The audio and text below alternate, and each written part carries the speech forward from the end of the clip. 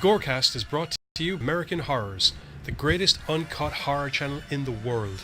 24 hours a day, 7 days a week, all horror.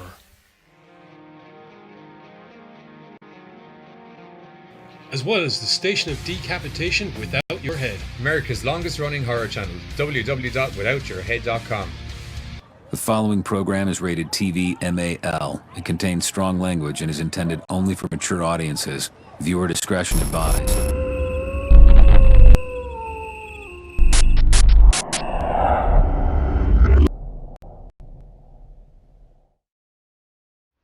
Studio. There we go. What's up, GoreCasters? Welcome back here to the GoreCast with me, Johnny Deadly, and my homie in horror, the Giz. Hello! We Have had all of the technical difficulties. Many apologies for having and the stream being delayed. Yeah, Although I do think you may probably have better audio than you've ever had of us. possibly. Now, Let us know in the comments if the audio is working better. Maybe. Yeah, and it may actually upgrade again next week if this new linking system through the audio device. I think it will. I'm also, due to the technical difficulties, going to have to risk it for the biscuit and try and share this out via Facebook on the computer. Oh, that's okay because things. Ah, you son of a diddly! It's all right. I got it. Yeah, Giz has got all of the news bites. We also appear to have the internet dropping in and out again. Oh, my tablet is just not working the way that I want it to. The internet's going up and down and up and down. Shall we just proceed as regular? Yes. Yes. Okay, apparently For the Katie's moment. watching, so hello Katie, let us know if Hello, things Katie. dropping or Does out the or audio around. sound better? Also, happy birthday. Ah, happy birthday. Or belated happy birthday, should I say. Yeah. I'll give this a go. Let us know if things die, we're about to do stuff. Yeah. Anyway, while you attempt to share stuff around, I might as well crack into the stories. And I'm going to start off with one that I think is going to make you very happy. Okay. I could do with a bit of a happiness right now. I'm having a mental breakdown. For those of you that, unlike me, loved sci-fi's Technology. Sharknado, you'll be delighted to learn that zombie tidal wave is God's damned thing. It's already a thing. Well, apparently it's a thing that's going to be premiering over the weekend of August 17th and 18th, along with the Sci-Fi's Off the Deep End, which will feature all of the Sharknado movies and something called Damn. There's always extra shark movies. You can't go wrong. Anyway, this new zombie tidal wave is hopefully going to be a franchise, they're hoping, which is going to star Ian Ziering from all the Sharknado movies. Yeah. And all of the Beverly Hills 90210s that were made before the 2000s. And the voice of many cartoons, including the Mighty Ducks. And the owner of fantastically curly blonde locks. And currently the Blue Devil in Swamp Thing, the TV series. Is he? Yeah. Once I heard it was only getting the one season, I was like, do you know... You're going to stop? You stopped watching it? No. I'm just going to wait for it to finish and just do a... Yeah. Yeah. I've started, so I'm just Yeah. Once I realised like it wasn't, not that it isn't essential, I catch up on it. It obviously is essential because it's super good horror. All I've been hearing are the good Watch things. it all in one sitting if you haven't seen But, any of it yet. But yeah, I'm just going to sit down and do it all one chomp. Well, in any case, for Zombie Tidal Wave, Ian Ziering is going to be teaming up with Sharknado director Anthony C. Farrant. So it's going to be absolute Mayhem. That's your word. Yeah, sorry about the skippiness. We're still having absolute ball-breaking internet issues as per usual. Virgin Media, listen to the words coming out of my mouth. They suck. Yeah, you are very, very slow with the internet, even though we pay for the good internet, but we don't get it. Okay then. Yeah. Next. I was going to let it slide.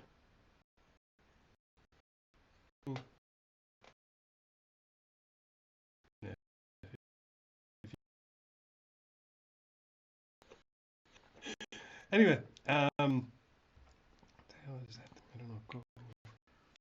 Doesn't matter. Margaret Robbie is set to star in, well, possibly star in, it's not quite sure. There's a film coming out, and basically it's called Augmented. And the whole point is, you know the way there's like smartphones and smart TVs and all kind of smart ass technology. Yeah, Well, I've heard about it. I'm not feeling like I'm in the smart technology zone right now. yeah. Although the phone's doing a wizard job. Well, apparently there's in the new film Augmented, people have started basically cyberizing themselves, I guess.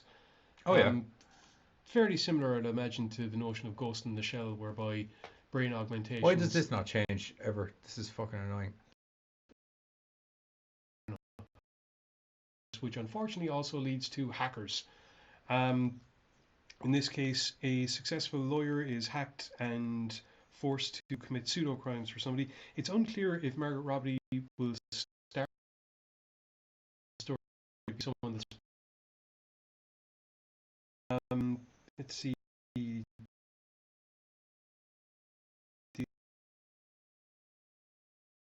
Okay, but so expect that to be a thing.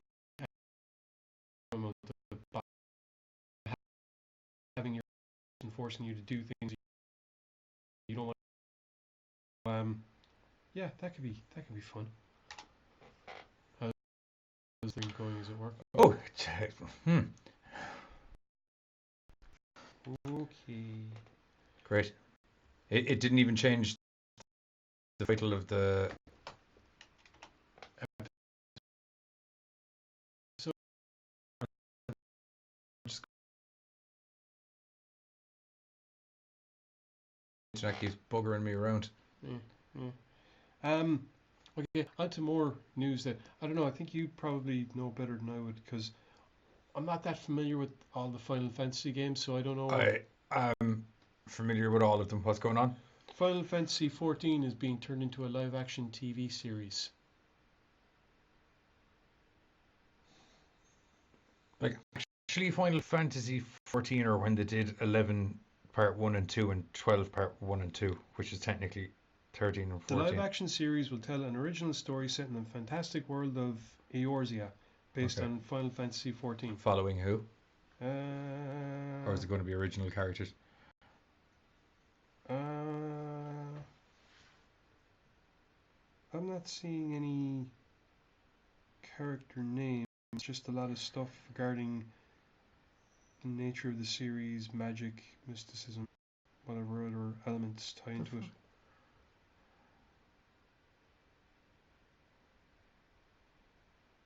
Yeah, I'd say it'll probably be original characters and stuff set in the same universe. But or is it? Yeah, Sony Pictures are developing it along with HiveMind, who are the production company behind Amazon's The Expanse and Netflix's upcoming The Witcher adaptation. Which I'm very much looking forward to that, actually. I'm worried by the fact that it's on Netflix because I'd imagine it'd be as much softcore porn as anything else. Have you played The Witcher?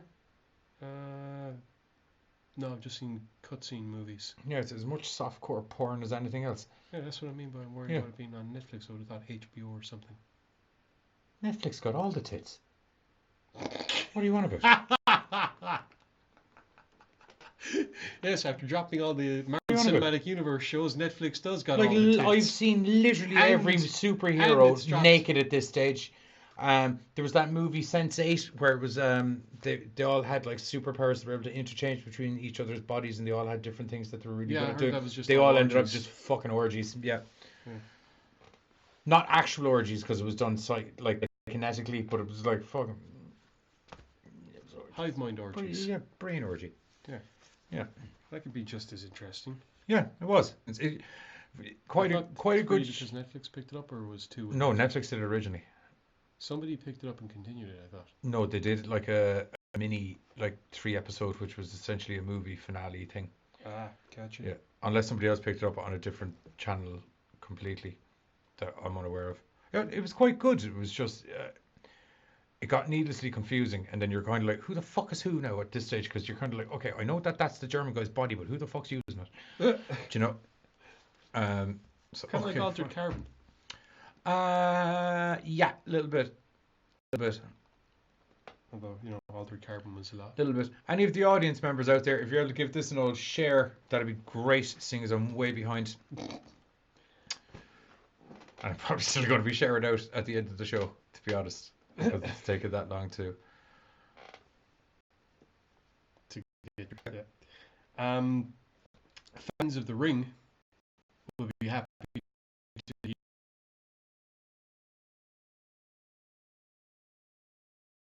Well, it's the ring, but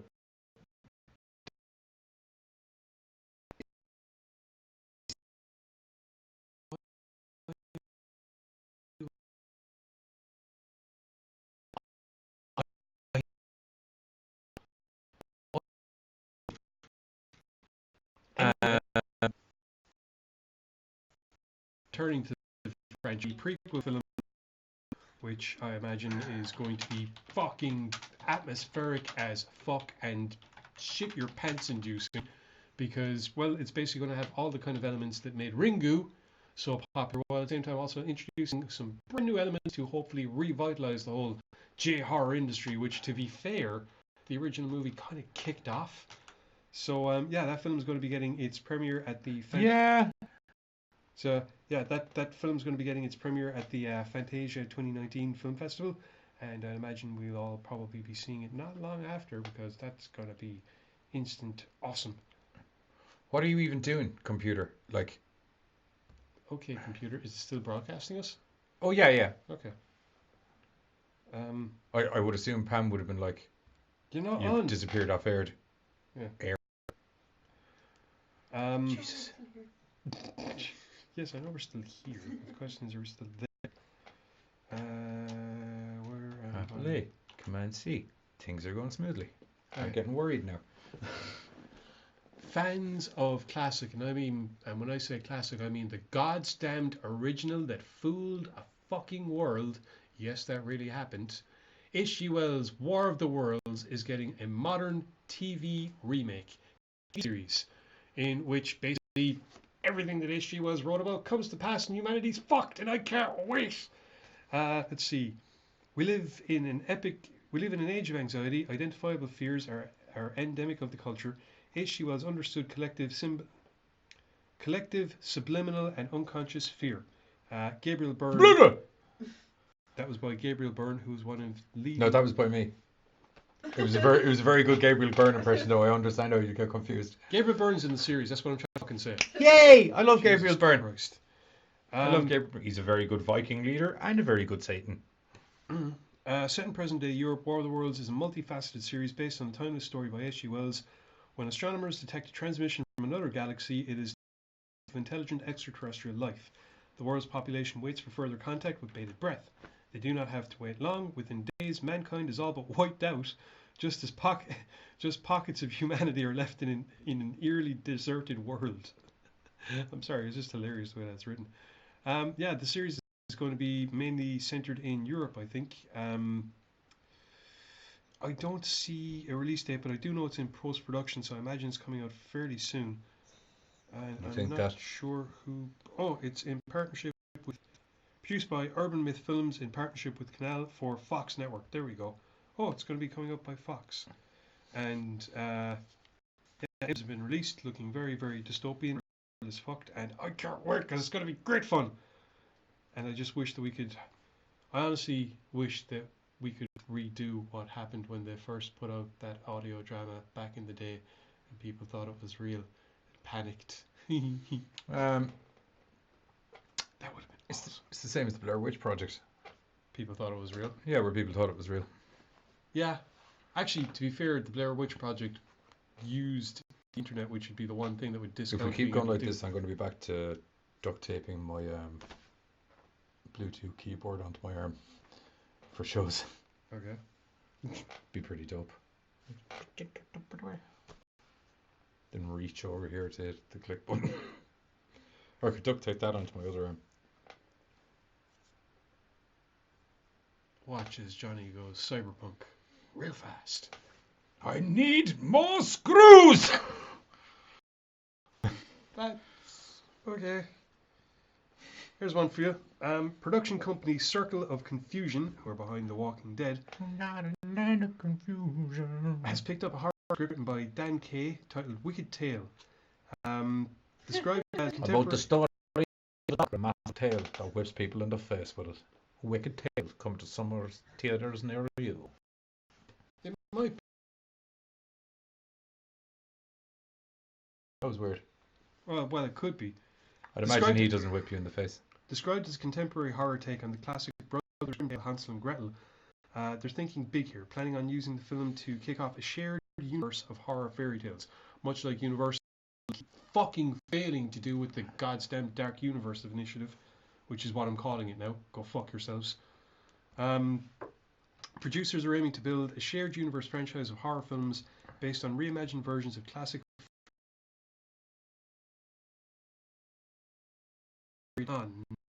A wicked tale follows two college students, which means it's contemporary, who stumble upon something sinister. Went mental.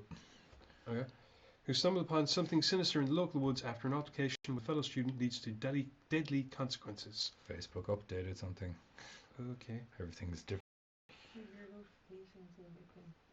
My notifications aren't what? I'm making weird noises. What are you on about? Notifications are making weird noises. What notifications? On my phone? Earlier? I don't know what you're on about, love. Sorry. Anyway, continue, Gizzles. I think I might have got the share train rolling now. Okay. So as we have reported on a number of occasions and been notified of, so go the sparkling fucking shit stain way. The CW are in the process of trying to bring The Lost Boys to a TV series. They had filmed the pilot, and now apparently they've scrapped it and completely recast all but two of the characters. Which is a test TV show to see if people would be interested in the series, I found out today. Not someone who flies a plane. What? Pilot episode. Okay. I thought about, airplanes. That's wings. That was a great show. Take your word for it. It had Moxie. Yeah, basically the only actors who are sticking around are Madeline Rami, and Dakota Shapiro. Huh. Give me a Japanese name and I'm fine. Apparently American names I get fucked up. Madeline, Remy, and Dakota Shapiro. Madeline, Rahimi, and Dakota Shapiro. Yeah. Whatever happened to normal names, people? Barry. Laura. Rahimi plays Stella, who's a new version of Star, while Shapiro is playing David. So basically, the two main actors are the only ones that stuck around, and they're recasting everything else. So yeah, I'm kind of still a little bit, that could all go so sparkly shite. They probably won't actually sparkle, but you know what I mean. Here's the thing.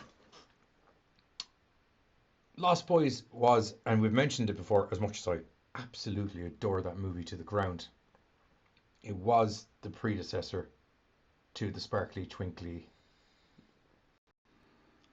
crap vampire. But, hang on, it was only that beginning step where everyone was like, these guys are still cool and they're hip and trendy. Okay, awesome. What if they just managed to keep it there? Where they're like, we went too far. I said the same thing about... The hair was too high and the sunlight was too much. And I think we just need to pull it back a little bit and just give them some funky leather jackets. Funky leather, bit of dirt biking. Yeah, I said the same thing about certain film genres the whole time, and yet we continue to get scary movie type bollocks. Yes, but I pray that it does not happen, is what I'm trying to say. And I pray that we don't have parody shite, but we do, all the time. I love parody shit. Ugh. Speaking of things that aren't parody, but there's been plenty done them, and going back to originals, While I might not be a fan of the guy that's doing it because he keeps just, although then again it might work for this. Neil Blomkamp has confirmed that his RoboCop sequel, which is apparently supposed to be done as a direct sequel to the original RoboCop, Paul Verhoeven. He's currently retweaking a script that was written as a direct sequel. I love how easy you whop that name off. Not Shapiro. Done. What was his name? Paul Verhoeven. Verhoeven. There you go. Who doesn't know the guy behind RoboCop and Starship Troopers? I love Starship Troopers. Thank you. Not so much. Yeah, this film is Blanc, famous for really good movies and making pure.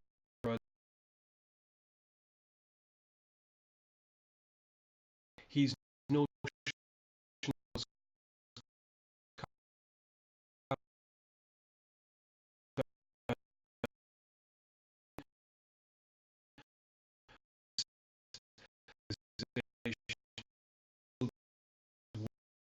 at being a thing.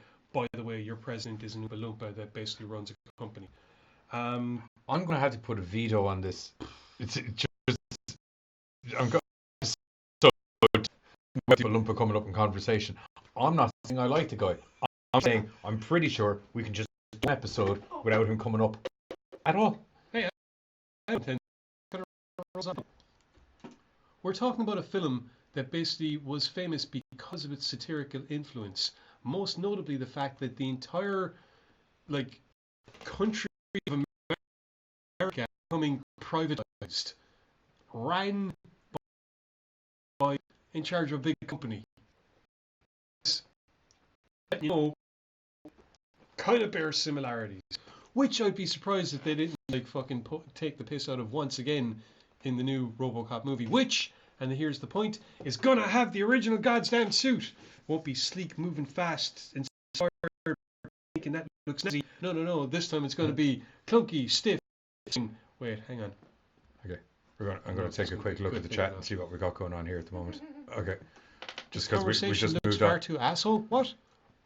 Okay, we'll start at the top. Charlene's in to say hello to Charlene. Hi, Charlene. We said hi to Katie and the happy birthday status Katie. Done. Hey Mike from Pam, who's here. And then hey Pam from Mike, who's there. Hi Kurgan. So that's good. Kurgan! I am immortal. I watch on Twitch and the Rolling Fan. Pam's here. I said that. You shall be Lady Vaseline. Okay. I like that. That's good. Ger Hadley is late because he was watching Pretty Woman. Yeah, if it's any consolation, Ger, we were late as well, so it's all good. Why couldn't you have been watching My Fair Lady? Classic. Hey, he takes a total hoe off the street, but she's a lovely person at heart, and he looks past the and sees the lovely person at heart, and then they go on to have a loving relationship. Don't you dare sully the performance and fantastic storytelling of Richard Gere and that other bird whose name I can't remember right now. Thank you very much. It touched my heart. And those leather boots touched my pants.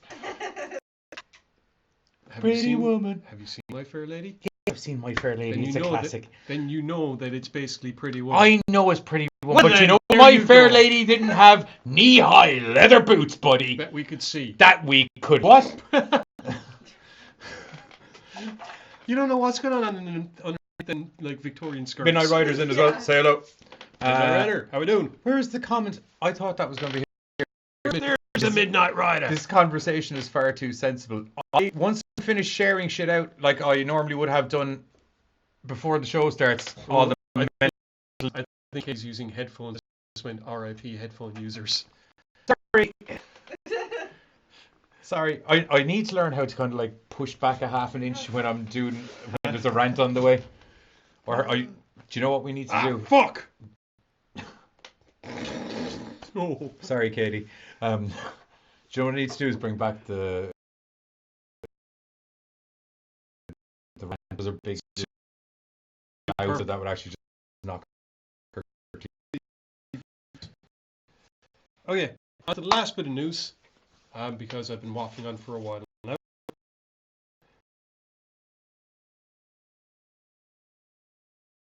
Okay, on. Good news, everybody! There's a Hellraiser TV series being made. I'm actually and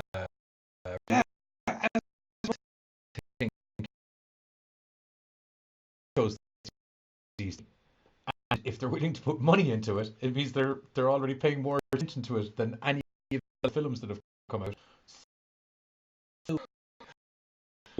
It producer Roy Lee and Ready Player One producer Dan Ferra are the ones set to do it.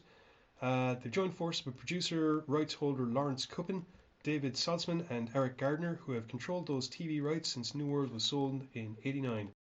The intention is to use the mythology established in the movie franchise and the Clive Barker novella The Hellbound Heart as a launchpad for a new series that could be anthology or more traditional narrative. So I think they're kind of...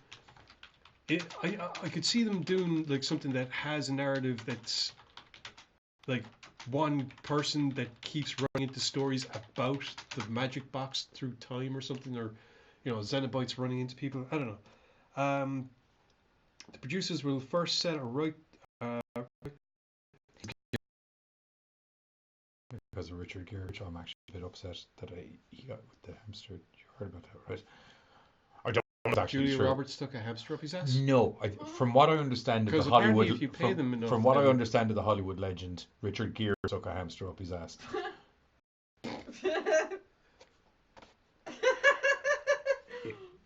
Poor hamster. A live hamster? Alive. It's one of those Hollywood myths that's been around for years, but I don't believe there's ever been like any full-blown evidence. Hospital, his fun hamster had got too far up the tube and I couldn't go back, if memory serves me correctly. Do you remember Bullshit. remember how I keep talking about how I'm like ambivalent about the new series The Boys because it could be good and it could make me scream at stuff? One with the superhero. Well, all the superhero are assholes. Yeah. Yeah. Bad ass. No, that's The Boys. The Boys are happy with some better. But anyway. Okay. There might have been there was something that took the piss out of that Richard Gere story. One of the big-headed superheroes that they eventually kill. Turns out I am listening, don't worry. Turns out he had a hamster up his ass the whole time. Magic hamster? Was What? it like he had no superpowers? Hamster? No.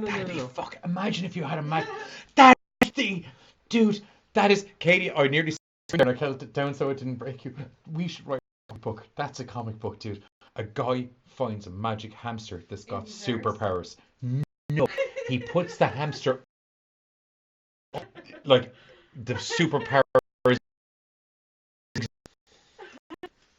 Do you know the way Tony Stark had like the little nuclear reactor in his chest that kept him going?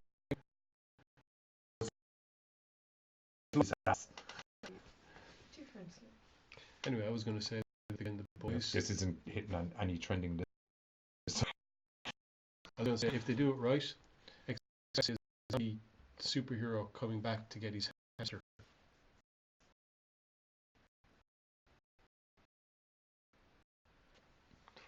That was odd time. Yeah. Shut up, Gary. Yeah. So yeah. Cool. Yeah. That's cool. So anyway, getting back to Hellraiser series, gonna be awesome. Are we still in the Hellraiser series? I don't know, things- The hamster really derailed everything, didn't it? You and your fucking Richard Gere obsession derailed everything. It's a Pretty Woman obsession, motherfucker. Let's get something straight right You now. couldn't remember Julia Roberts' name, so I questioned that.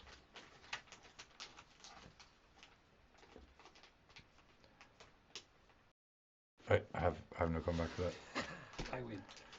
Unfortunately, I'm out of news. Okay, thankfully, if you can just waffle for literally 2 minutes, I'm done too.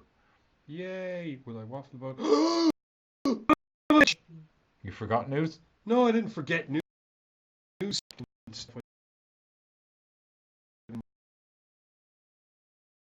Virtuosity can't have two functioning devices.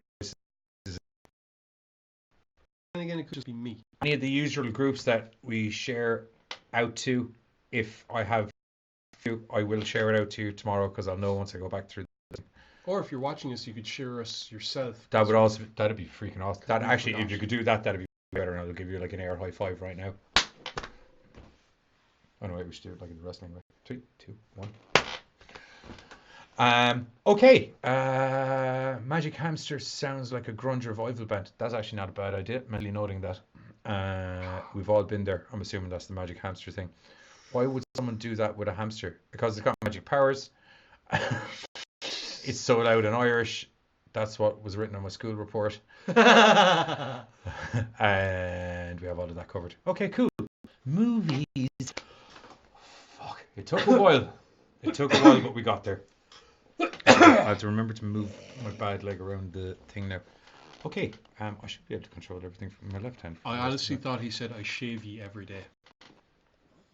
Share you every day. Word, Kurgan. Thank you very much, sir. Hooah. Appreciate it.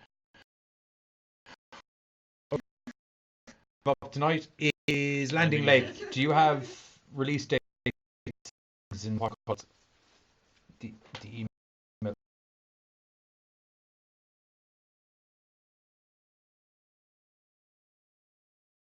Which is strange enough where none of that info is. No, I didn't think we'd be I discussing want to think this is July 9th. work, but we don't always get what we want.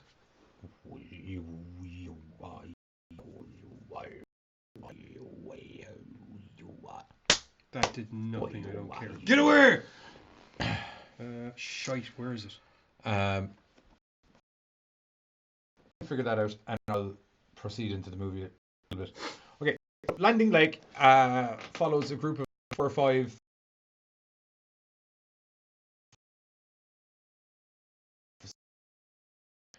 fix a Georgia, who's the programmer that basically set up the entire thing. she's the princess, yeah. Just goes down, so she and the crew, they have to hike into the middle of nowhere. That's where it is. So herself and 3 other people, Phil, Mike, and Anna, head off to take it. We have debate about that at the moment. I was like, full sure I've heard her called both. Maybe they are. It's good. There could have been a whole, don't call me Anne, that's my mother. Anyway, they find the repeater, which is completely and utterly not working, to the point of figuring it out. Phil spots a plane going over a nearby mountain and apparently crashing. So, and dead or alive or what story is. Well, one of them is like, fuck those motherfuckers. I want to get this shit out. And turns out Georgie's a smart motherfucker.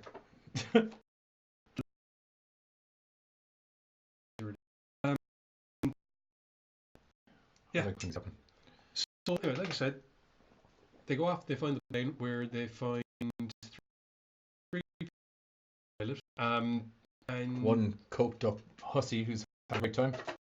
Yeah, well, she's another a bit of a douchebag. Although, as you go through the movie, everyone turns out to be a bit of a douchebag. Yeah. Actually, time feels display, dispel. I was going to get to that. Explained. Basically, when they tried to get out of this place, they realized that there is a field surrounding them. Like a force field. It's the electromagnetic field. It's the electromagnetic element of this that took out the tower, dropped the plane, means that they don't hit anyone. And as it turns out, the plane just powered off going into it. It's like an EMP kind of thing. I think that's part of it. Yeah, they were using something as guidance. It threw off the guidance, and then they were going ground. They were going grand, and then I think mountain. Well, field. Yeah, you know what I mean. Yeah. When they tried to leave the forest, they soon realized it's possible because they're surrounded by an invisible field, which has a terrible tendency to melt people. I'm going to have to get the audience involved here for 1 sec. Is the hamster going to have magic powers that you're going to get? What the fuck? No? Okay, well then leave off the hamster. It's probably for the best.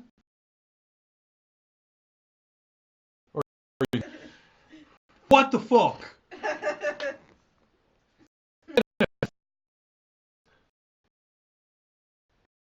How would you know? What? How would I know? How do you know, Mike? Anyway, back to the film. Alright. Take it first. Easier to extract. Yeah, but I asked him how he would know. Back to the movie. Yeah. Like I said, they're surrounded by this field. Can't leave. Yeah. They got no power. It's surrounded by a field. In a field. Good times. In a forest.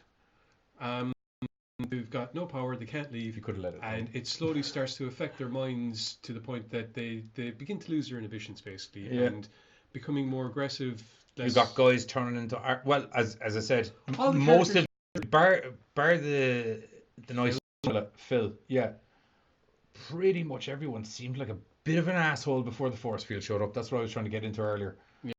But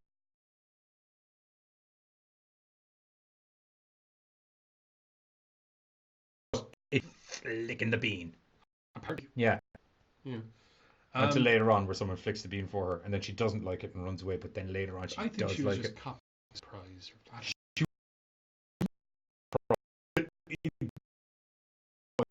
Surprise. Yeah. And then we weird. Yeah.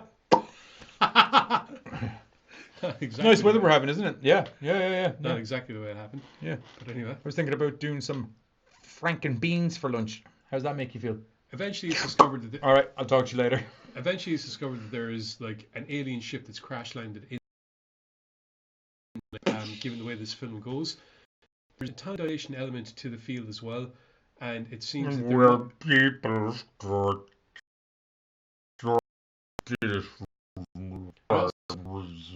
it also seems there's been people living in the area for quite a long time. They look to be like, well, they look like Aborigines, to be perfectly fucking honest, which is weird because we're never Are sure they if it's, there when they're there? Are we in America or are we in England? Never quite sure.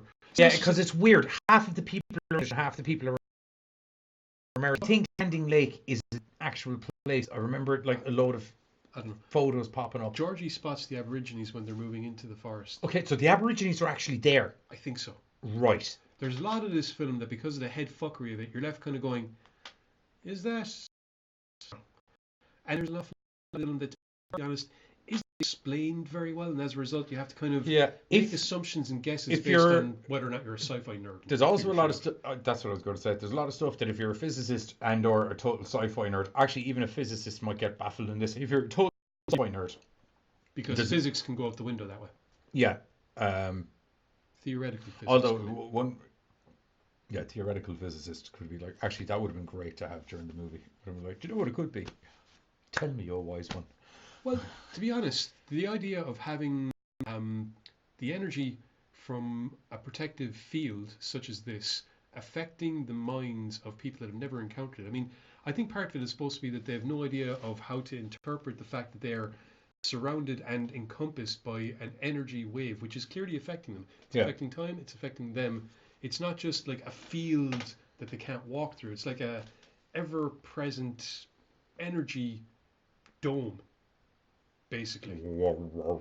Yeah. And which one of the guys is smart enough to bring around a CV radio with him because he's able to kind of figure out. Well, that was just luck that they realised that it was kind of like close to them. The radio went down.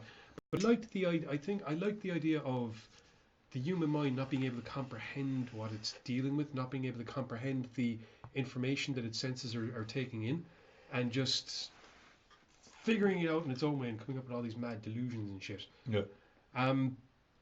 Over the course of the story, I quite enjoyed the movie. I just don't know it's because of the movie. I know it was definitely because I liked some of the theories that you and I came up with, which tie. Because there's no way, like there's a lot of stuff that isn't explained fully, ever, and as a result, that was the biggest irk for me. Was there was a lot of really cool ideas thrown out there, but nothing ever seemed like it got fully fleshed out. Yeah. Now, some of this could be playing into the absolute all-breaking madness that everybody seems to be going through as well. It's just I never felt like I was feeling the madness from their point of view. I just felt like I was getting a lack of information sometimes. And as a result, that it does mean that you're spending a lot of the time thinking a lot more about what's going on, not because you're enthralled with the story, but because you're genuinely not entirely certain. Events happen, and you're spent so long trying to figure out what the fuck happened. Yeah, kind of like her. That other stuff has happened, and you're still like, how did that happen? Why are they there? That's definitely an alien child. Is this like during the Aborigine bit? I actually thought we'd gone into a flashback or something somewhere. I think we had. But how did he see the Aborigines?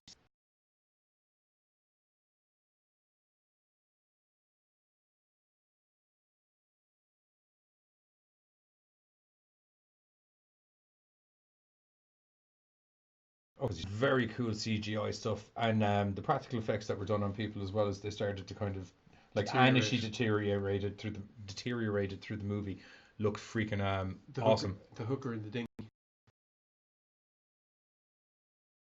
Yeah, she was a hooker. Yeah. I just wanted to say coked up hoe. She needed another sniff. To be honest. Anyway, that's out July 9th and will be available on all good downloading Yes, VOD, and digital. VOD. Prime, one would imagine. Not sure. It's high octane, isn't it? It is. A lot of their stuff goes up on Amazon. Okay. And things of that nature. So make sure to go check that out if you like a mind breaker of a sci-fi horror. The next film. Trailer. Trailer, yeah. This film will be up after the trailer that we're going to do now, which is the trailer. What? This film.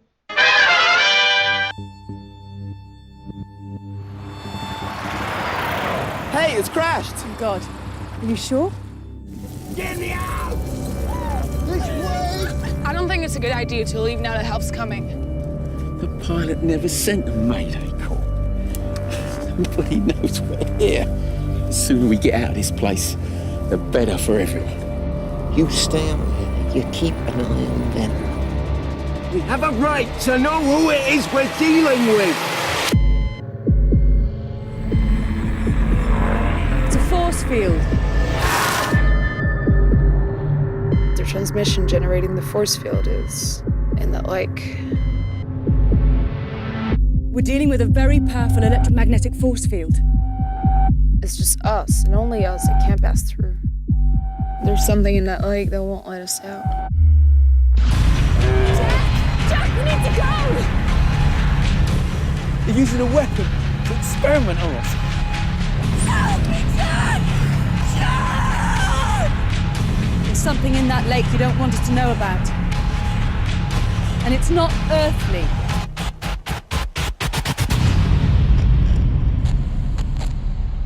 I think something else landed in that lake.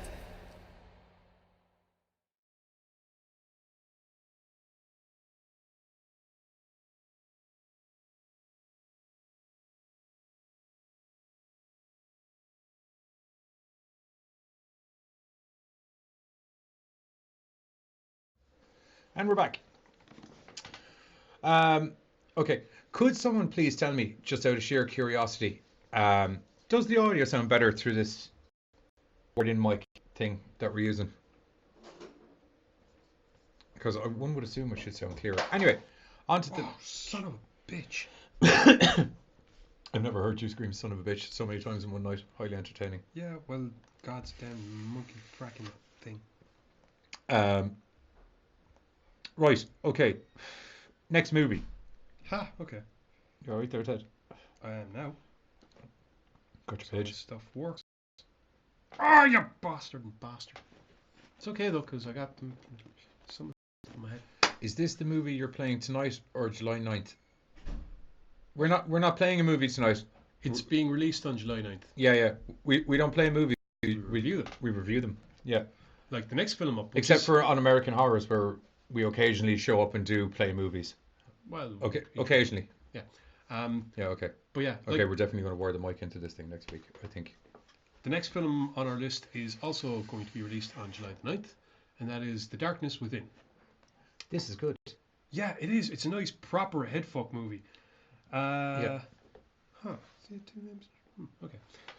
The story revolves around a man named Marcus, who basically has a bit of a suppressed childhood trauma. Yeah. Because it turns And a out, penchant for painting.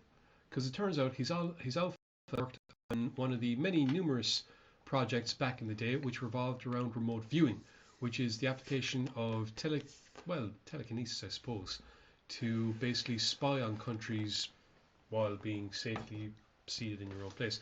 There was a hell of a lot of experimentation in the 70s, 80s, even up as far as the early 90s, into weaponizing telepathic abilities by many militaries. The height of it probably reached during the Cold War. May have never stopped. Who the fuck knows? Yeah, that's true. And this film actually introduces... You know the way these things go. It's kind of like, oh, it's out in the public. We haven't found anything out. That guy just blew up a dude's head with his mind. Get him in the bunker now. Yeah, it's why Stargate got brought out. Yeah. But anyway, where was I saying? Yeah, actually, one of the cool things about this film is that it... Sorry, Casey. I might I don't know. I might arrange a movie thing some night after one of the shows or something. Could be a cool thing. But sorry, no, we ordinarily don't do. Anyway, like I was saying, one of the cool things about this story is that it introduces an element which might explain why experimentation in these fields probably stopped. You see, one of the things that they discover when doing the original experiment, and this happens at the start of the film, is that when you develop a person's magnetic ability, the doors of their mind to all the other realities that exist, such as the reality that's occupied by horrible demonic entities, which will then, of course, try to take over the psychic person because, hey, there's a link, there's a doorway, there's a whole new... It isn't long before this experiment is quickly shut down. Unfortunately, it seems Marcus's old fellow was a fond proponent of take your kid to work day every god's damned day, and it turns out that while he was experimenting on all these people, it seemed to have some kind of ramifications on his child, who also apparently developed telekinetic abilities. The magic link to making the psychic abilities work properly was standing someone 12.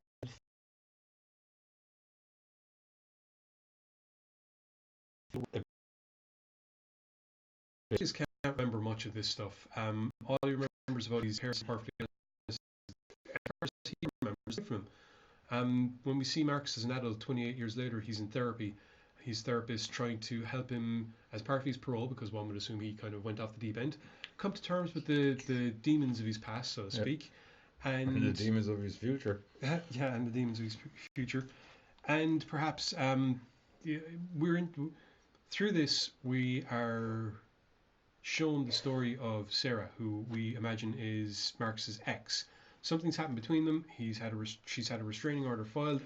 I imagine he flipped out, got violent with her. Yeah. As part of his therapy, Marcus is eventually given the key to his parents' cabin and told to go up there for a few days to kind of sort through his shit. This is all supposed to be part of the therapy. I can't imagine how the hell going up there on his own would be part of it. I honestly thought the therapist was going with him. Yeah, what you need to do, buddy, is sit up in that cabin full of voices. I can't see how it could go badly. Yeah. To be blatantly honest. You see, it's actually not too bad until, Marcus does start getting flashes, I suppose, of his childhood. This leads him to find a couple of different things, such as the dictaphone his alpha used, and more importantly, a vial of the green shit that we saw being pumped into the poor unfortunate psychic test candidate at the start of the movie. Exhibit A. Once Marcus listens to the dictaphone, he starts getting flashes, which lead him to do something very, very, very terrible idea-ish. I love drinking green stuff. Absinthe. Yeah. That is not absinthe. Although, in the defense of Marcus, absinthe also makes you see shit. It doesn't give you psychic abilities. It could. No, it won't. You may think it. How do you know the stuff that I see on absinthe isn't actually me seeing alternate realities? Coffee? Sorry, that's dripping. I'm wearing wet gear, so I don't care, but I have the damn water. Good show. Yeah. Anyway, as I said, Marcus decides to take up this terrible, terrible idea, which leads us into, how can I put this? A romp down madness memory lane! Fuck yeah!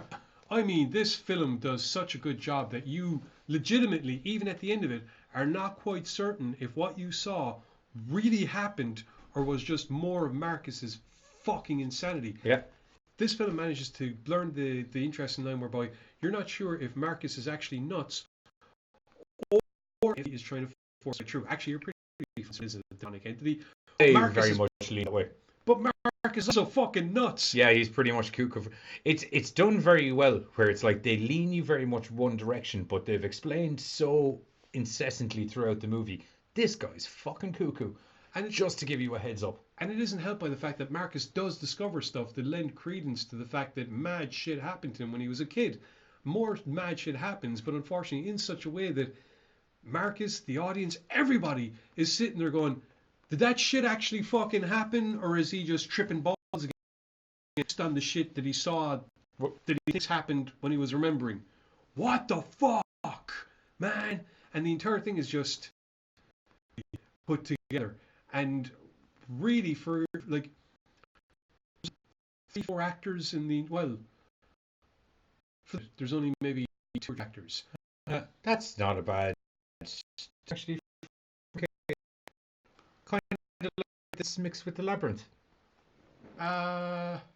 Except Roy and Thomas have replaced them with big red.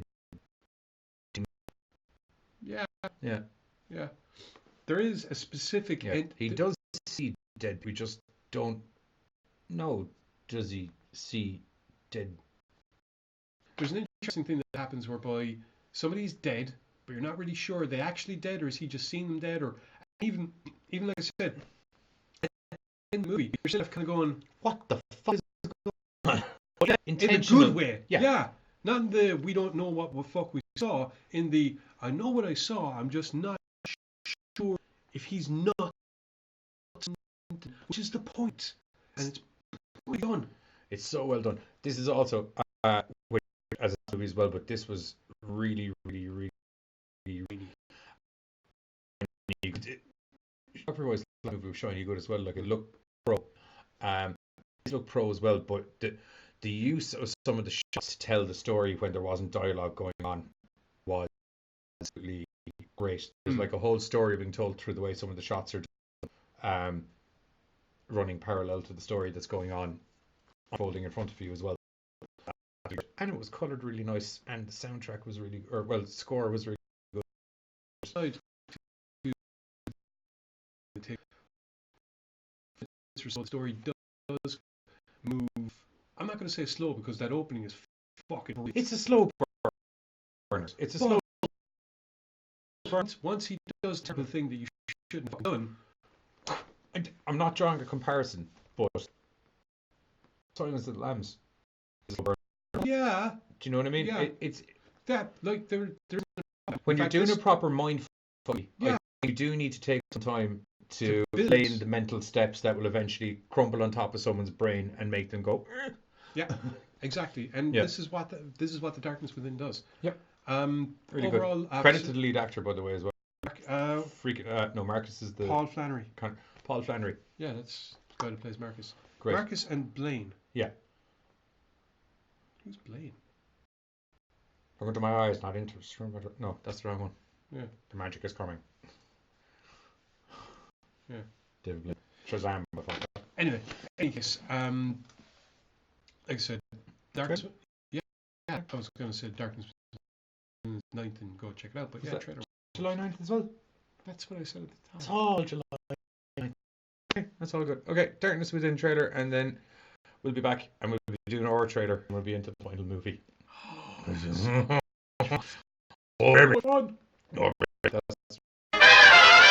open your eyes, Marcus.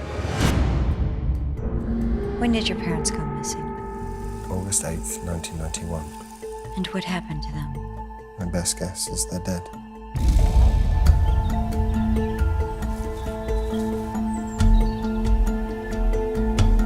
This belongs to you. It's the key to your parents' cabin. Who knows? Maybe it will jog some of those memories you've got locked up so tight.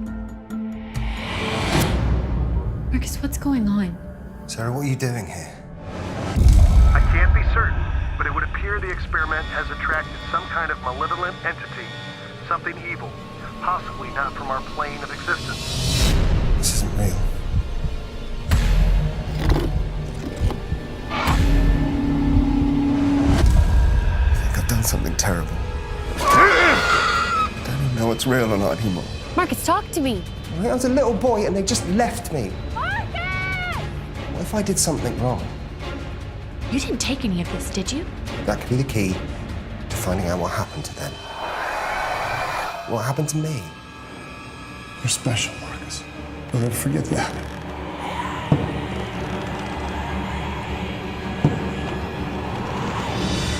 Who are you?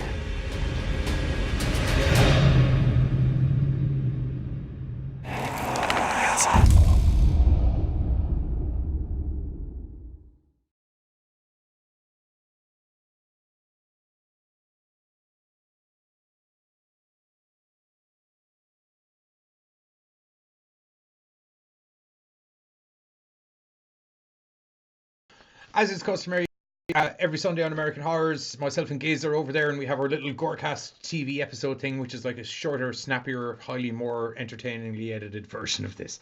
I think I said fired stuff again. You what? I may have said fired stuff again. Fantastic. This week on the GoreCast, GoreCast TV show, myself and Giz decided to pick. There's going to have to be a volume 2 of this in the next season. Mostly because the guy who suggested the episode suggested 3 movies, which we did none of. I just realised when reading the mail.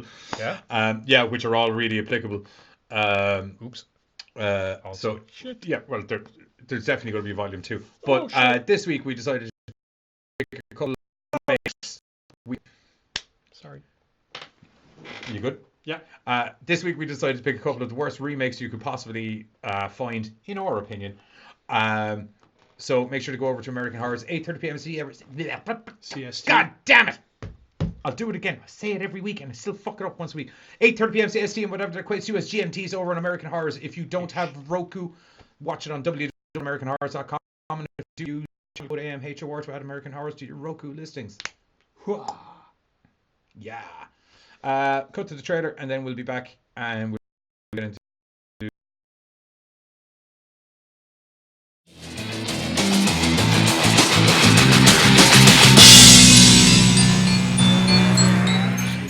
Instagram's a breast fest.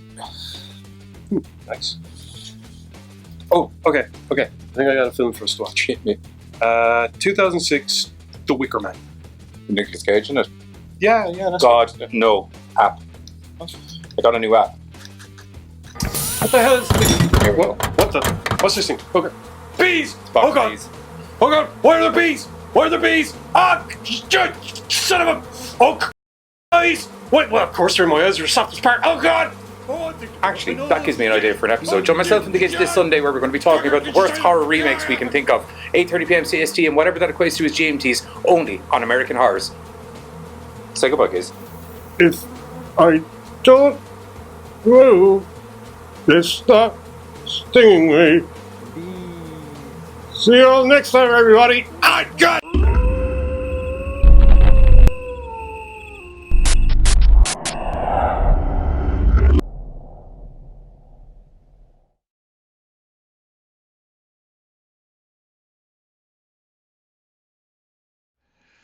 I do believe that froze up a little bit, probably just the stream. So, it's on our YouTube channel.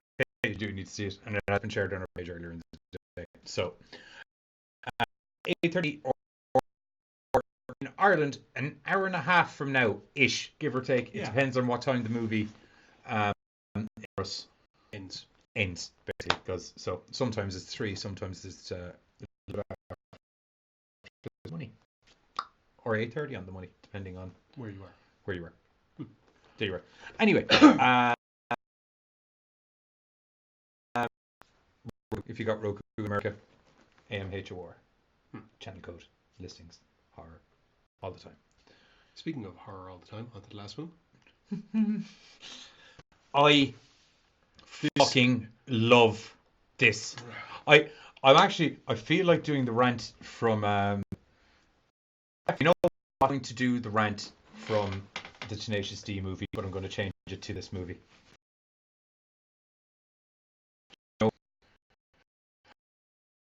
This movie. This is the best movie in the world. Period. I don't know if I'll get it quite. I know it's probably not, but it's fucking awesome. Now introducing Nightmare Cinema. Yes. We do enjoy our. You actually, it's a jerk-handy comment, so you keep going, and I'll figure out if that's going on. Haven't been mean to us for several months now, and I just want to keep that. Hey, YouTube. Anyway, we do love our anthologies here at the GoreCast, and Nightmare Cinema is a prime example, mainly because we didn't actually realize who was in it until we put it on. Nightmare Cinema basically revolves around a cinema, as you mentioned, where people go in and their deepest, darkest fears are played for them on the screen by a projectionist. The projectionist, a death Pelter, as he likes to call himself. Played by Mickey Rourke. fucking Rourke. Oh! I know that voice from somewhere, specifically as well because I just watched the Bob Lazar documentary. All week. Did you? You're not really into all the UFO shit, are you? How much documentaries? I'm more of a. Bob Lazar was a guy who worked in a subsidiary base a couple of miles up the road from Area 51 called S24, where they did all the tests on the stuff on the UFOs and things like that, and basically watch the documentary. It's very cool. If you're ever been on the cusp of really believing in aliens, and how can you not? Oh no! But I mean, I know a lot of people are like, there's totally people out there, but if you've ever like in relation to all of the like Area 51 shit and things like that, because there's a couple of nuggets of gold of people who have been abducted and things like that, and you're like, I'll buy this guy. Mostly, it's kind of myself and my brother Billy were up the top of the hill there, and we were drinking some moonshine. Then we saw some fucking these lights started buzzing all over my fucking shit, and then next thing you know, we're getting probed in a spaceship. No, they just drug us behind the bushes and probed us there, and then the lights just flew away. Fire in the truck. Seems to me like some truckers showed up and raped you. No, but anyway, thing with Bob Lazar is several things that he mentioned about stuff that he worked on that people were like, this is bullshit, have since started to come true. And he also just, if you ever believe in fucking aliens, basically, it's a very good documentary. But whole point of this was Mickey Rourke did all of the voiceover stuff for it. So I was super used to the voice when I heard it, and I was like, I know that fucking voice from somewhere. What the fuck? And then the fucked out. I'll be honest. Yeah, you see the face when you hear him talking. I thought I heard him talk first. You see the back of him, and then he turns around. Okay, before we get into the suggestion, it's just before an inundated large amount of stuff comes out. I want to see Edward Norton do a movie. He forgot to say mafia, but he mentioned it later on, so I said I just flash it and add it in here. And nothing with acid in a bathtub, but he is halfway through melting Julia Roberts, who I would imagine had some beef with the mafia. And he tries to save her, but in doing that, he actually, in fact, melts off his own feet and then has really poor balance, but still has to go around murdering people for the mafia. He's decided to call it Big Toe. You are the reason we have things like Sharknado. Although, because I was about to jump to the defense of Sharknado, and I'd probably watch that. I would. I know you would. I would. I won't lie to you, mate, before it even gets a budget, because it probably will, because there's 2 big name stars in there. If you can just get them to sign off in the script, you're fucking winning. But, can we get back to the film? It's going to be a clusterfuck of a movie, but I'm going to watch it. A, because I love you, jerk, and B, I'm interested to see how a guy kills people for the mafia.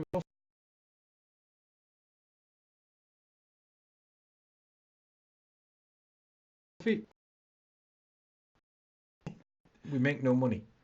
I know, she reckons we'd be totally loaded. No, we'd be totally broke. All our money would be all in that's the going fucking to, jar. all that's literally going to happen is he's going to get my money and I'm going to get his money. It's. Anyway, back to the film. Yes. Nightmare Cinema. Ha. Like I said, Mickey Rourke is well, he doesn't even lure people in. People come into his cinema and he shows them their deepest, darkest fears. Usually, in some people's cases, it means that they don't get it out of the cinema. In other people's cases, I think it's more a foretelling of what's going to be happening. Yeah. There are 5 stories. Each one of 5 stories of awesomeness. Each one of them taking a slightly different horror theme or genre. The first one on the list being The Thing in the Woods, which starts off as a slasher movie and then it turns out isn't a slasher movie. Yeah, it is 2 movies. Yeah, it's brilliant. It is 2 separate movies, isn't it? The Thing in the Woods. Yeah. Yeah, you see, that's just it. Much like. But in the counting of anthology. No, The Thing in the Woods is one. Is that all one movie? That's crazy. Welder is all one movie. This blew my nuts off so much that I actually thought this was going to be the whole movie. That I was like, it's going to be just keep flipping, where it's all the same people, but some different twist turns it into a different fucking movie. Oh yeah. Because initially, it starts off with your typical slasher. There's a good looking chick. There's a good look. Am I wrong? That's why I agreed with you. 100%. They hit all the tropes. Trope in a rope. That's what I like to call it, because they hit it the way you need to. Scary dude in a welder's mask, and you do establish later on he's got a bit of ding, ding, ding, ding going on the chest. Yeah, he's pure Ned Kelly in that shit. Yeah. So, crazy stalker running around, axe, welding mask, all of the crazy.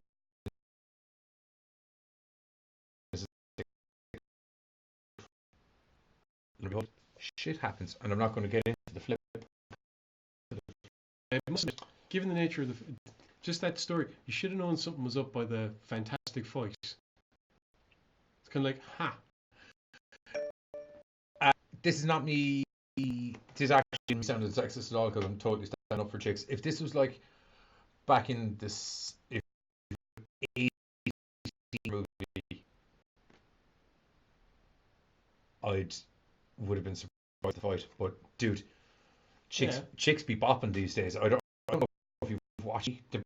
There's some fucking mercenaries out there with mercenaries. Give the character right. Matter. Anyway, on to the next story, because we spent way Pink too long Ranger time. looked job. Anyway, on to the next story, because we. Next one is our Mirror. Mirror. M-I-R-A-R-E. Mirror. Yeah, there you go. Which has where's his name? To catch a thief. Need a rope. Dude. There we go. Richard Chamberlain. Ha! Gotcha. Yeah. Oh. Richard Chamberlain is Dr. Murray. Mirari. Is there The name there is different. Mirari. Okay. Yeah. Anyway, who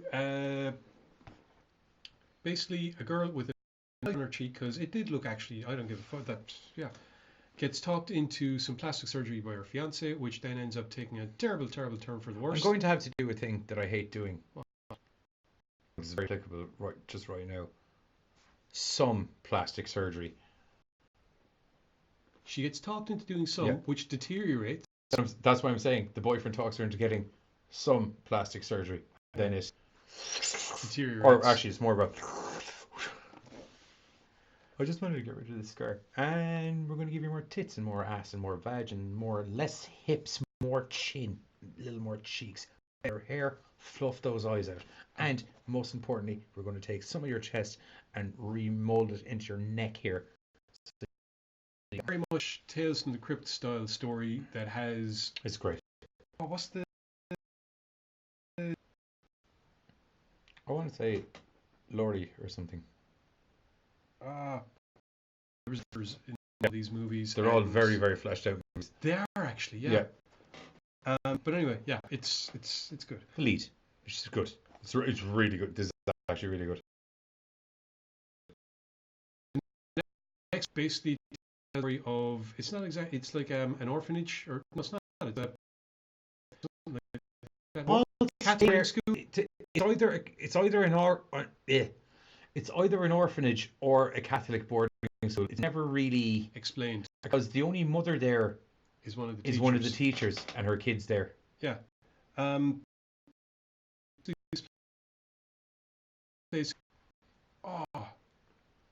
Ambello, I want to say. Trying to flip between the damn fucking pages. Father Benedict. There we go. Son of a bitch. Screen grab. Pablo wouldn't be able to click through as I couldn't handle up the fucking Outlook thing a while ago for the release. Starts off by showing one kid basically plummeting to his death. But like ridiculous. Obviously possessed demon. Yeah, as ridiculous has to save him. Doesn't really work out that way. Later on, we find out that there's a reason that the ridiculously hot nun is there, and that's that Father Benedict can bend her over a table because, well, it's not like that's not what happened. Oh, I'm not disputing. It's that. also integral to the plot. Yeah. Because that's the way. Freaky things start happening, unfortunately, mainly revolving around the little girl who was friendly with the boy that died. We soon realize there is a demon on the loose, a demon named Machette, who has convinced to commit suicide as recompense for people that are behaving lustfully or.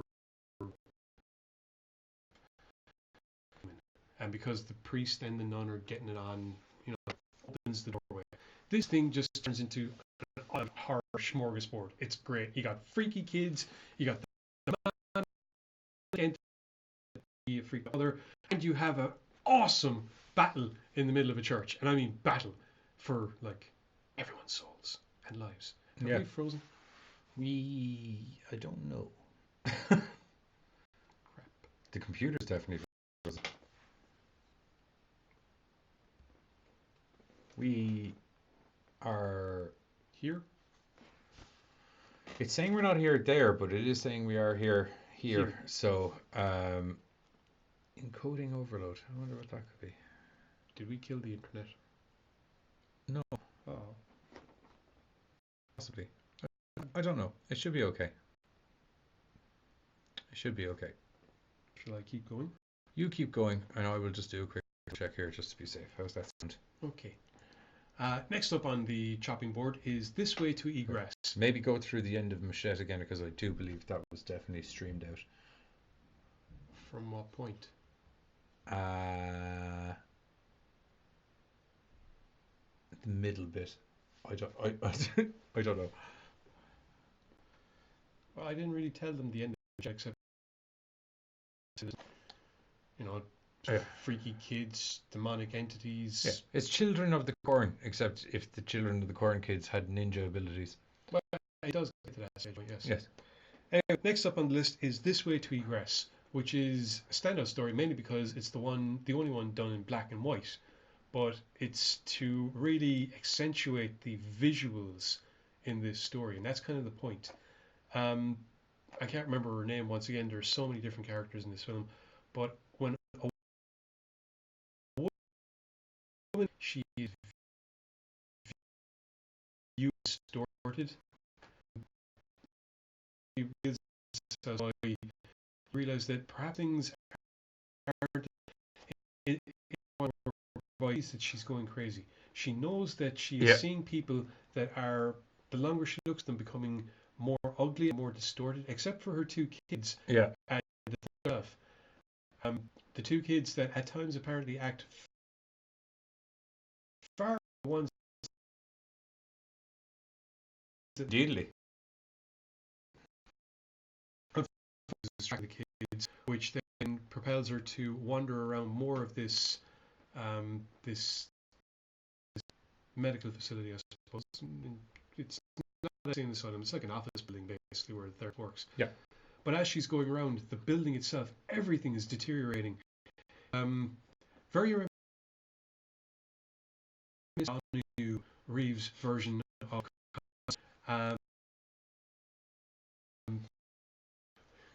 whereby whereby it's they're already talking about doing a new movie version of Constantine without having your man that currently plays Constantine doing it. Like, I was happy with Keanu Reeves' film. It was like, not compared to the comic books, but grand movie. It gave me enough. It gave me enough of the comic book to keep me happy, and had enough of its own thing going on to keep me happy as well. But it's like,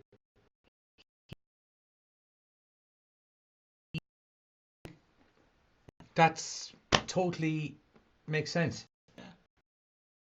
That's one thing's going to be just the it's the same way that, like, Ryan Reynolds is Deadpool.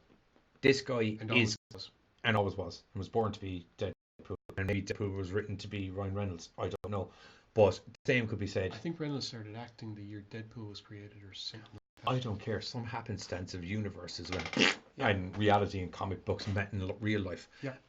The same is said for Constantine, because he's freaking Constantine. That's the end of that rant done. Okay. I kept it as. Yeah. You notice I. This way too, Granny personally has a very Twilight Zone feel to it, probably because of the color grading, which at first you're questioning, but as it goes on, as the story reveals itself, you realize that was probably to represent the stark visuals that this woman's going through. Yeah. And to fully immerse the audience into it also gets more as the movie goes along, as she goes more loopers. Well, I think it's more the fact that the deterioration of her surroundings and how she also gets bigger, but the color grade actually becomes more intense as the movie goes on. Okay. I liked how she was able to just like she knows that she's seeing this mad stuff, and she's just like, okay, I'm seeing mad shit. It's not real. Or they just need to know.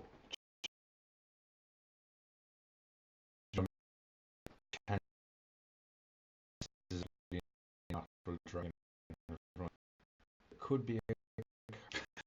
So I'm just gonna wait right here.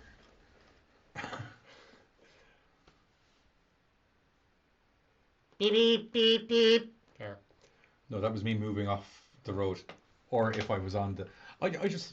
Whatever the history of the dragon is, I'm not in it. Anyway, on to the last of the stories in the Nightmare Cinema Anthology. Yeah, this is super dupers. And this is Dead. And funnily enough, Casey, this is very... They don't die, they're fucking immortal. That one just flew away again. He was in your hands, I saw you got him. Trust me, I've spent That wasn't just me. You saw that too? I've spent the last two fucking months killing the bastards in my room, because every time one Hydra, two more appear. Okay, I'm glad you saw that, because I thought I was going mental there for a second. I've done it myself. Yeah. Ooh, Moths. I actually think that might have come off me when I came in. Cheers for that. Yeah. The fuckers are getting everywhere. Cheers for that. I'm like Walter White when I was like that. I had the wrong Walter in my head, and for some reason I thought you were going to try and capture and dose it with LSD.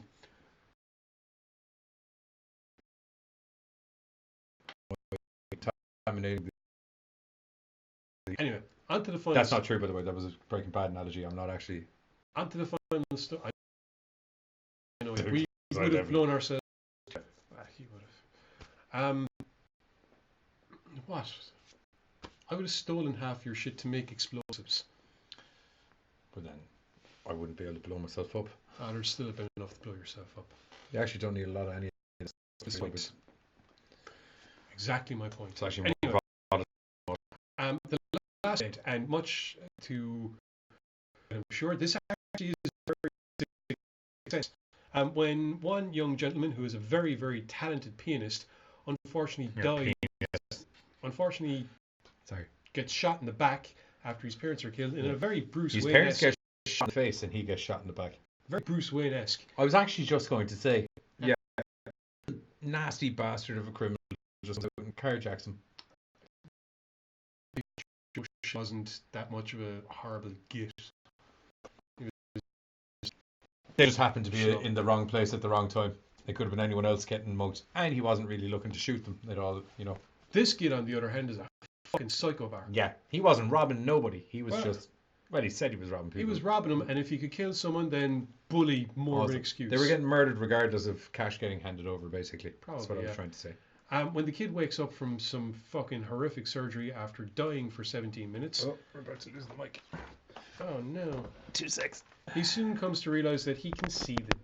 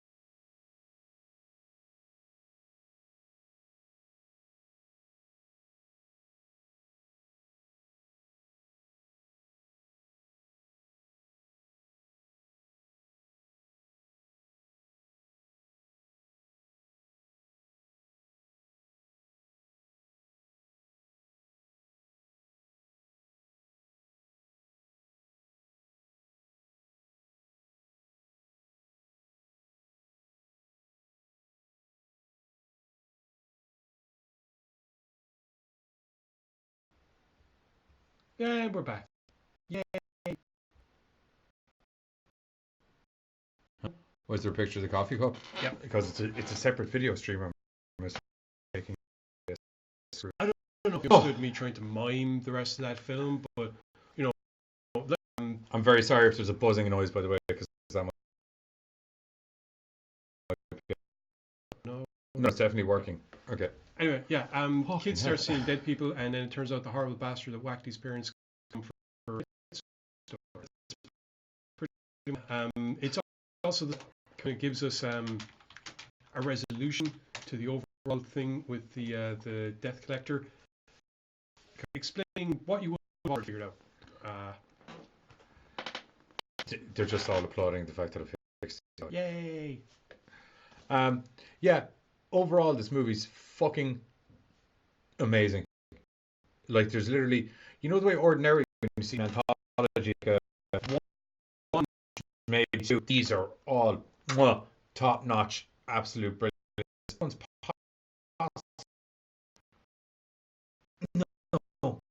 no, one. They're all really awesome. Actually, I actually can't pick. I do like the evil ninja school kids. They're not literally ninjas.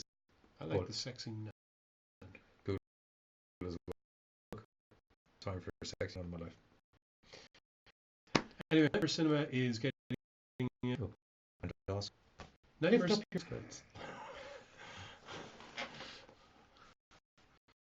And I can't remember the final line. Bend over? No. That's my mate. Nightmare Cinema gets a theatrical release, or got a theatrical release, I should say, on June 20th. I actually deserve a smoke of this. On June 21st, as well as getting an iTunes release. So that's it is well worth it. It's on Shudder now. Is it? Well, that's right. It was done by Shudder. Yeah. So it'll be on Shudder before anywhere.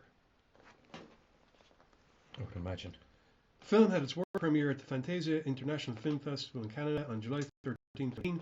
It was a limited release in the United States on June 21st, 2019. That's what it says about release. You will find it. Come. Shudder. That's pretty much us, I think. Yeah, I think that's pretty much us done. Make sure to hop over to American Horrors again. Just remind you, about an hour and a bit-ish, give or take, where we're going to be doing the worst horror remakes ever.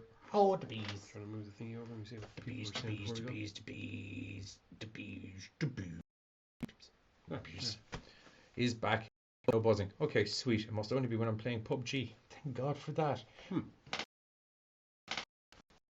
Really wrong to do that when I was playing PUBG as well. Fair enough. You're running far away.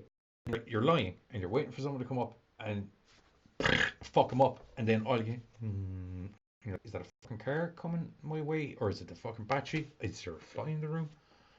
I don't know. Oh shit! I've got run over by a car. Fair enough. That'll be it. Yeah. I was going to say, if anyone fancies a game PUBG after this and play PUBG that were in the crowd, join me, but my phone will be charging for a while now. So, there's that. Yeah. Yeah. Anyway, yep. I think we're done. That's everything. I think we're done. For myself and the Giz, join us next week where we're going to be doing, do we have any idea what we're doing? I thought I had a bit of an idea a while ago, but I forgot it. Was there some theme episode? Do we still have loads of screeners? No, we don't. We managed to make our way through all the screeners? The relevant ones, yes. Okay. There might be one or two other bits and pieces. We'll figure something out. Theme episode. We'll figure something out. When's July 4th? I don't know. I'm not American. They keep track of You that. do have a calendar though, right? Track of date. Today's the 30th, isn't it? Okay. July 4th will be over. We'll figure something out. It'll be a teamy episode. Actually, if anyone's got any suggestions, drop it down on us on Instagram or on Facebook. I had something. I actually did have something. Do it. Depending on what you suggest. Little fucking bastard. Yeah. Yeah. Oh, there's two of them. I was like, how could that go wrong? And then I was like, oh, actually, I got Mike and Jourdan in the crowd. It could be totally horror. Mike. I'm just mixing them into one name now. Yeah. Or Jourdan. Oh, or Ranley. Let's just go before they start. Has to be horror. Horror. But yeah, suggest an episode. July 4th is Thursday. Well, then we're not doing short. Thanks for that. You your fucking calendars and shit like that. That's great. Anyway, next week we're going to be talking about some other sort of mad horror bollocks. GoreCast out.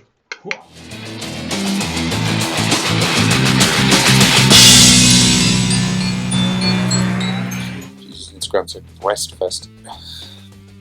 Nice. Oh, okay. I think I got a film for us to watch. 2006, The Wicker Man. Nicolas Cage, isn't it? Yeah, that's God, no. App. I got a new app. What the hell is this? What the? What's this thing? Okay. Bees! Oh god! Bees. Oh god! Where are the bees? Where are the bees? Ah! Son of a... Oh, they're in my eyes! What? Well, of course they're in my eyes. They're the softest part. Oh god! Actually, that gives me an idea for an episode. Join myself and the kids this Sunday where we're going to be talking about the worst horror remakes we can think of. 8:30pm CST and whatever that equates to as GMTs, only on American Horrors. Say goodbye, kids. If I don't move, they stop stinging me. See you all next time, everybody. Ah, God!